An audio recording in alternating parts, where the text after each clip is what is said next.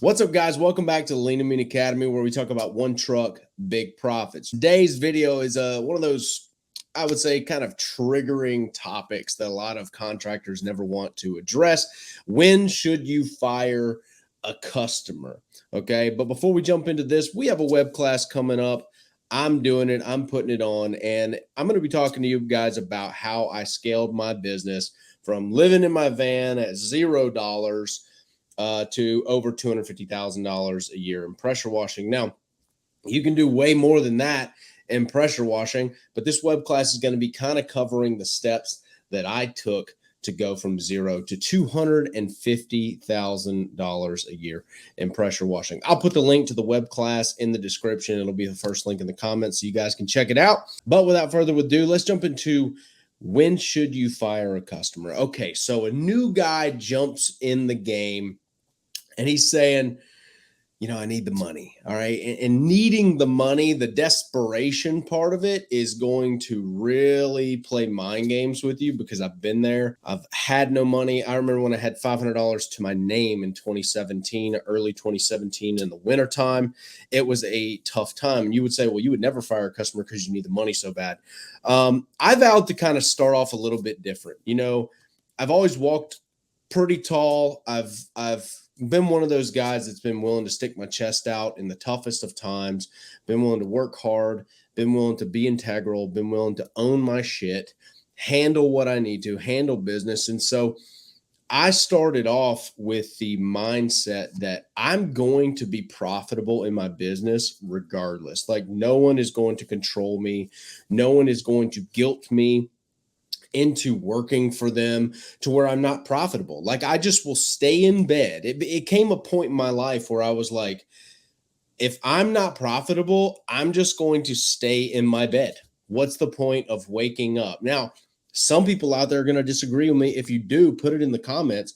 But we're not running a charity. We're running a business here. And the issue is once you figure out in your life that people will just let you work for free, like, think about this. Like, if we were, building a house and you said, hey, I want to build this house for you for free, people will let you do that.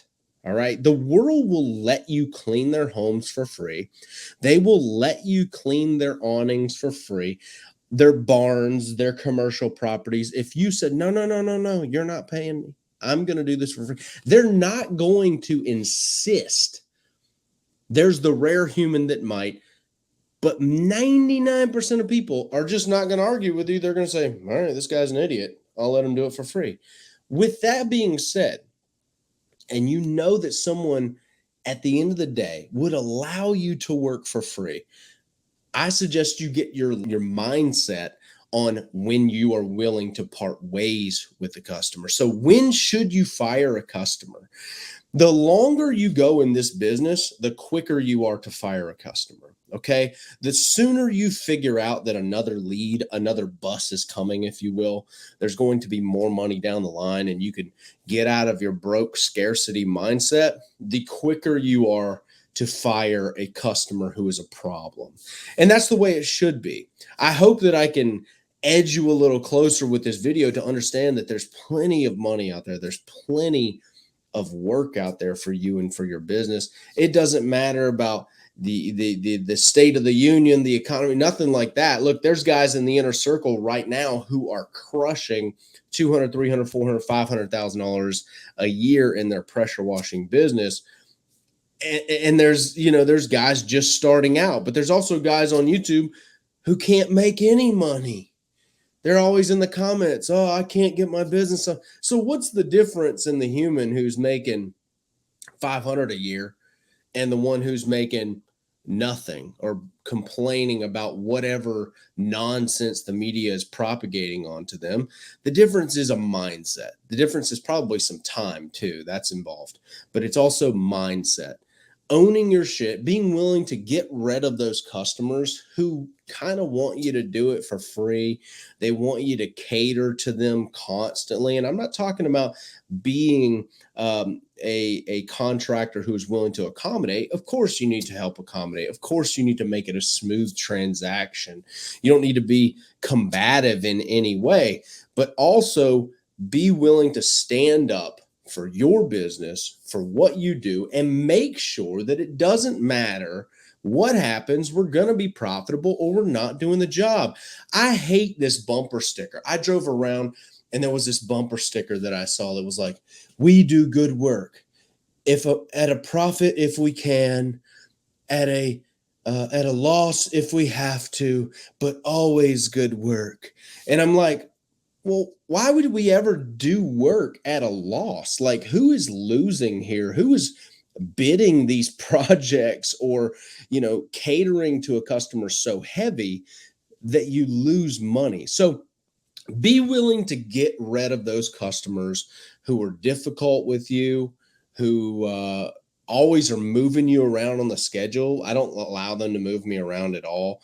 They need to have the cars out of the driveway by the time we get there. If they're not, then I'll knock on the door. They need to move them, or we're headed off to the next job, or we're headed back to the house. All right. They can reschedule because we're not sitting around all day being at effect to the customer. So, when should you fire a customer? At the end of the day, that's going to be at your discretion as a business owner. But for me, the longer I've gone in this business and the more experience that I've gotten in this business, the quicker I am to fire a customer. But also on the front end of those phone calls when I'm speaking with them, as you get experience, people feel that and they understand that you're a professional and that you're not going to take any bullshit. So I haven't had to fire a customer in a long time because of how I speak to them, how I talk with them, how I convey our intentions and what we're going to do, and the pricing and everything like that. People kind of straighten up a little bit. But if you give off that, kind of slumpy, you're always kind of at effect to the customer, they think that they can get over on you. All of them don't want to do that, but the ones that do, the ones that deserve to be fired, will use you. Okay. So be a professional.